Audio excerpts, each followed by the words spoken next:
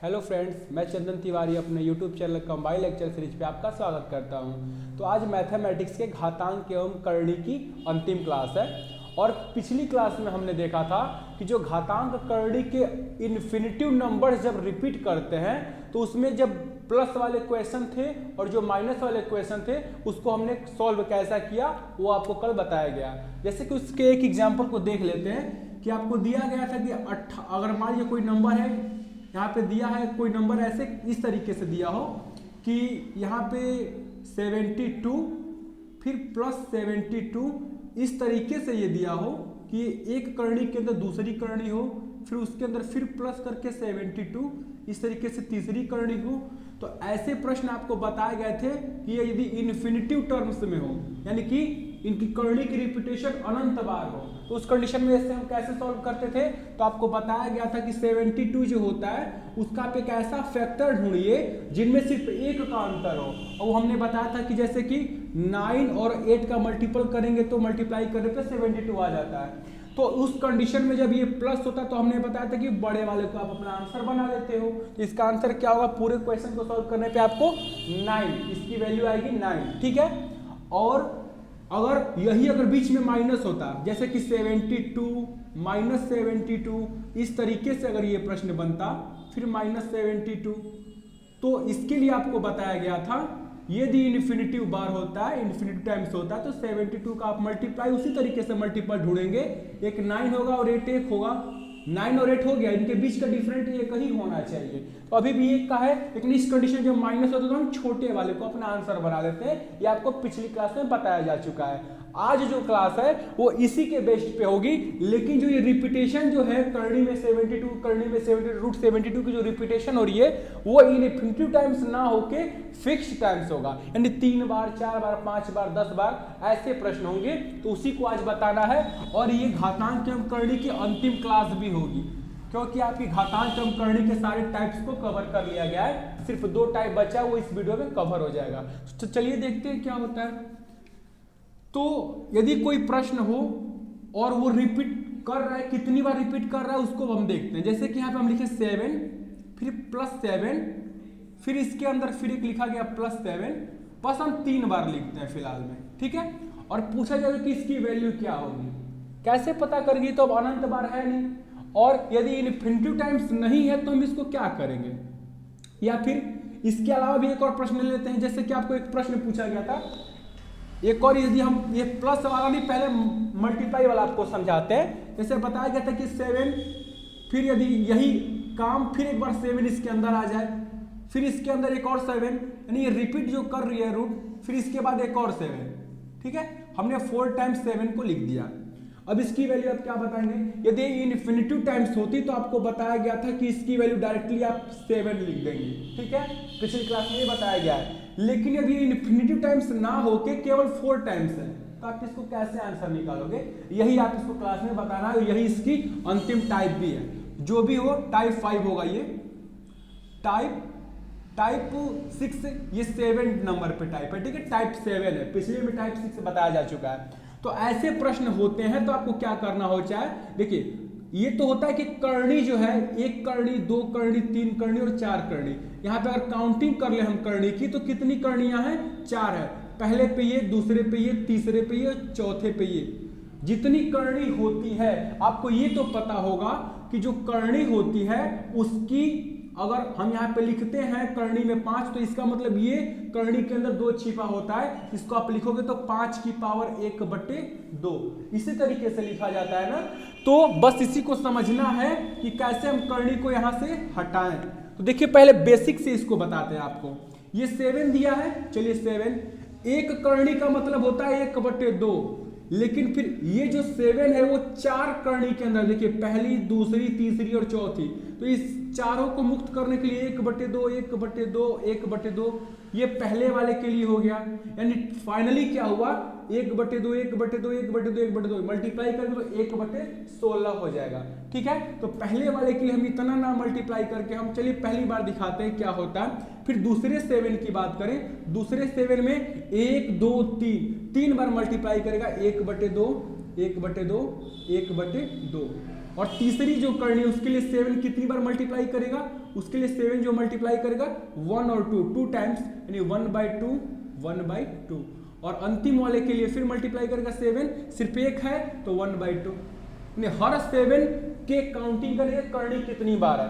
तो यहाँ से फाइनल रिजल्ट क्या होगा, 7 1/16 दिखा, फिर दूसरे 7 के लिए 1/8 दिख गया, इंटू तीसरे 7 के लिए क्या दिखा 1/4, और चौथे 7 के लिए जो पावर होगी वो 1/2। अभी आपको पता होगा कि आधार समान होने पे घातें जुड़ जाती हैं, तो घातों को जोड़ेंगे तो क्या होगा, 7 हो गया यहाँ पे। इसके बाद देखिए यहाँ पे जुड़ जाएगा सारे पावर एक साथ जोड़ेंगे तो 1/16, 1/8, 1/4 और 1/2, ये पावर सब ऐड हो जाएंगे। जब इनको आप ऐड करेंगे तो 7 की पावर ये एलसीएम हो गई 16, और यहाँ पे देखिए 16 1 कम 16 तो यहाँ 1 हो गया, 8 दूनी 16 तो 2 हो गया, 4 चौके 16 तो 4 हो गया, और 2 8 16 तो यहाँ पे 8 हो गया। फाइनली रिजल्ट आपका हुआ 12 4, देखिए 8 4 12 2 14 1 15, यानी 7 की पावर 15/16, ये इसका आंसर आया। आपको ये बेसिक तरीका बताया गया कि बेसिक तरीके से ये रिजल्ट आता है तो कैसे आता है, लेकिन आपको अब इसको कम समय में करना है तो आप कैसे करेंगे। देखिए ये था इसका मेथड 1, ये जो था वो क्या था, मेथड 1। अब सीखेंगे आप मेथड 2 क्या होता है। मेथड 2 को अगर अप्लाई करना है तो बस ये समझिए कि ये जो आया है इसको हम क्या लिख सकते हैं, 7 to the power 1 - 1/16 लिखा जा सकता है कि नहीं, 16 1 16 -1 15/16 ऐसा लिखा जा सकता है। अब फिर अगर इसको लिखना तो हम क्या लिख सकते हैं, 7 to the power 1/1/2 की पावर 4, ये भी तो लिखा जा सकता है। 1/1 1 - 1/2 की पावर 4, ये 4 कहां से आया, जितनी करनी है उतनी उसकी वो वैल्यू है। बात समझ में आई।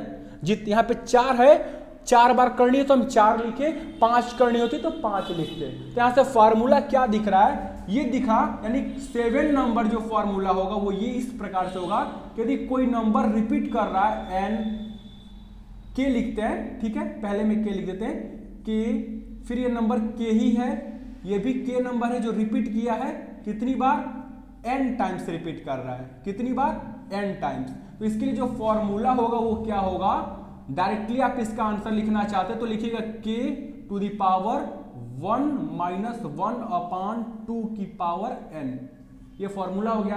अब इस फॉर्मूले से आप डायरेक्टली आंसर क्या निकाल सकते थे, देखिए ये हो गया मेथड 2। मेथड जो 2 है वो क्या है, इस फॉर्मूले के थ्रू नंबर क्या दिया है, 7 दिया है, तो देखिए 7 लिख दीजिए, 7 to the power देखिए 1 2 3 4 टाइम्स रिपीट किया ना, तो 4 टाइम्स के देखिए 1/2 की पावर 4, और यहां से डायरेक्टली आपका आंसर बना 7 1 - 1/16, और इसका आंसर आ जाएगा 7 16 कम 16 -1 15/16, ये इसका आंसर आ गया। ये था मेथड 2। हम चाहते हैं कि इसका एक और तरीका सीखें जो कि सबसे इजी हो, इन सबसे हटकर और सबसे इजी मेथड जो 3rd है, ठीक है, मेथड 3rd, इसी क्वेश्चन को सॉल्व करने का मेथड 3rd क्या होगा, ठीक है। तो देखिए इसका सबसे इजी तरीका, काउंट करिए कि रूट कितनी बार आया है, 1 2 3 4 बार करनी आई है, तो उसको आप लिखिए 2 × 2 × 2 × 2, फाइनल क्या मिला, 16 मिल गया। यानी कि मल्टीप्लाई जितनी बार करनी उसका आप मल्टीप्लाई कर जाइए, 2 × 2 × 2 × 2 4 बार मल्टीप्लाई किया तो 16 मिला। किस संख्या, कौन सी संख्या करनी में है, तो वो संख्या जो है वो 7 है, मल्टीप्लाई करने पे क्या मिला, 16 मिला। बस एक बार कम लिख दीजिए, यानी 16 से एक कम करके लिख दीजिए 15, यानी क्या मिल गया, 7 to the power 15/16, ये इसका आंसर है, 7 की पावर 15/16। ये जो था तरीका, जो मेथड आपको सही लगे वही मेथड आप अप्लाई करिएगा। चलिए किसके एक और एग्जांपल को देखते हैं, तीनों को नोट करिएगा, जो आपको बेहतर लगे वही आप यूज करिएगा, ठीक है। तो टाइप 7 में एक और एग्जांपल को देखते हैं। यहां पे एक दूसरा नंबर लिख लेते हैं हम, यहां पे लिख देते हैं 17, ठीक है, फिर दूसरे में 17, फिर तीसरे में 17, फिर चौथे में भी 17 ही लिखा गया, पांचवें में भी 17 ही लिखा गया। अब इसको देख लेते हैं कि क्या इसका आंसर होगा, ठीक है। इसका आंसर आपको बताना है कि क्या होगा इसका आंसर। अभी हमने बताया सबसे बेस्ट मेथड जो है मेथड 3rd है, ठीक है, सबसे बेस्ट मेथड थर्ड। देखिए क्यों, 1 2 3 4 5 5 बार नंबर की रिपीटेशन हुई है तो 2 की पावर 5 डायरेक्ट लिखिए। 2 इंटू 2 इंटू 2 इंटू 2 इंटू 2 करेंगे 5 बार तो क्या होगा, 2 की पावर 5 की वैल्यू होती है 32। कैसे आती है, 2 का 5 बार मल्टीप्लाई करने पे। ठीक है, पहला काम ये कर लिए, 32 जैसे दिखा आपका आंसर आपके सामने है। 17 की पावर क्या करेंगे, पहले 32 लिखेंगे और इसमें से एक कम करके 31 लिख देंगे तो 17 की पावर 31/32। आंसर आ गया आपका 17 की पावर 31/32। सबसे बेस्ट मेथड जो है थर्ड है। ठीक है, तो ये हमने देखा। अगर अब हम जो टाइप 7 था ये कंप्लीट हो गया। अब इसमें एक और टाइप बचता है संयुग्मी निकालना। किसी भी नंबर्स का संयुग्मी कैसे निकालते हैं, वो भी खासकर घातांक और करणी के अंदर। तो देखिएगा ये जो होता है, जैसे कहा जाए टाइप जो 8 है वो क्या है, टाइप 8। टाइप जो 8 है वो है संयुग्मी पर आधारित प्रश्न। संयुग्मी पर आधारित प्रश्न। ठीक है, संयुग्मी पर आधारित प्रश्न। संयुग्मी मतलब होता है क्या है, आपसे पूछा जाए कि 5 करणी में 7 का संयुग्मी क्या होगा, का संयुग्मी। तो संयुग्मी मतलब होता है इसका चिन्ह परिवर्तित कर दिए, यानी 5 माइनस करणी में 7, यही संयुग्मी कहलाता है। ठीक है, तो देखते हैं कि संयुग्मी क्या होता है। अगर संयुग्मी कहे तो आप क्या करेंगे, तुरंत उसका चिन्ह को परिवर्तित कर देंगे। ठीक है, तो इसके एक एग्जाम्पल को देखते हैं। ठीक है, एग्जाम्पल क्या होता है कि अगर पेपर में पूछा जाए कि 7/√3, क्या ये लिखने का तरीका सही है, 7/√3 आपका लिखने का तरीका सही है, तो ये तरीका सही बिल्कुल नहीं है। क्यों, क्योंकि कभी भी याद रखिएगा हर में करणी नहीं हो सकती। करणी यदि दिया है तो आप उसको किसी भी तरीके से हटाइए, और इसका रूल बताया गया है परिमेयकरण। परिमेयकरण क्या होता है, जो करणी में संख्या यदि सिंगल नंबर है, यदि करणी में लिखा गया है तो आप उसका ऊपर नीचे मल्टीप्लाई कर देंगे।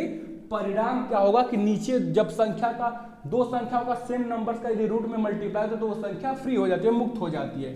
तो इसका क्या आ जाएगा परिणाम, 7 करणी में 3/3। ठीक है, 7 करणी में 3/3 कहिए या फिर 7√3/3 कहिए, बात ही इसका आंसर आया। लेकिन ये तो सिंगल डिजिट थी, 7/√3 मिला, √3 का तो आपने सेम नंबर का मल्टीप्लाई कर दिया। लेकिन यदि प्लस माइनस करके हो, एग्जाम्पल नंबर 2, जैसे कि कहा जाए 7 या लिख दिया जाए 2 + √3, इसका निकालना है का संयुग्मी।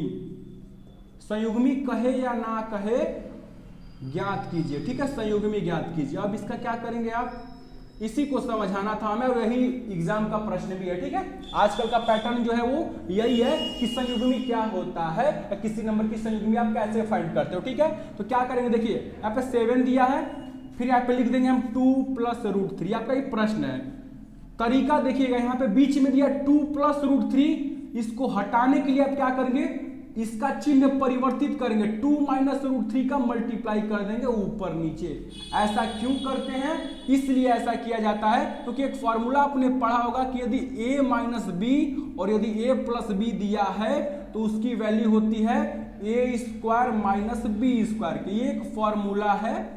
ठीक है, आपको याद होगा क्लास 10th में भी, क्लास 12th में भी आपने पढ़ा होगा कि a² - b² बराबर a - b, a + b।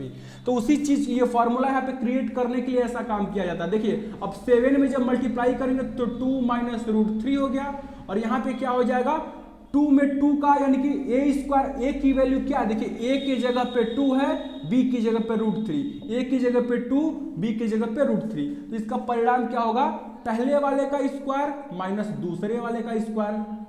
अब यहाँ पे आपको दिख रहा है कि 7 × 2 - √3, 2 का स्क्वायर करेंगे तो 4, और करणी में 3 का स्क्वायर करेंगे तो 3 मुक्त हो जाएगा, और 4 और 3 का डिफरेंट 1 होता है, और किसी संख्या में 1 से भाग देने पे संख्या समान रहती है। इसका आंसर आ गया 7/2 - √3, ये आपका आंसर हो गया। तो यही कहलाता है संयुग्मी। ठीक है, तो ये थी आपकी घातांक एवं करणी की क्लास। यहाँ से घातांक एवं करणी क्या होता है, कंप्लीट होता है। अब घातांक एवं करणी के यदि इससे हट के यदि आपको कोई प्रॉब्लम होता है, जितना हमने आपको टाइप बताया, इस टाइप से हट के अगर कोई टाइप आपको ना समझ में आ रहा है, कोई क्वेश्चन ना समझ में आ रहा हो, तो आप डायरेक्टली मैसेज कर सकते हैं, ग्रुप में भी मैसेज कर सकते हैं, या कमेंट में अपना प्रश्न लिख सकते हैं, अपनी मैसेज भी लिख सकते हैं, उसका रिप्लाई किया जाएगा। ठीक है, अब मिलते हैं नेक्स्ट वीडियो में नेक्स्ट टॉपिक के साथ, कोई नई टॉपिक पढ़ेंगे, और आपकी नई टॉपिक जो होगी वो होगी सरलीकरण, सिंप्लीफिकेशन, तो उसको पढ़ा जाएगा नेक्स्ट क्लास में। मिलते हैं नए टॉपिक के साथ, धन्यवाद।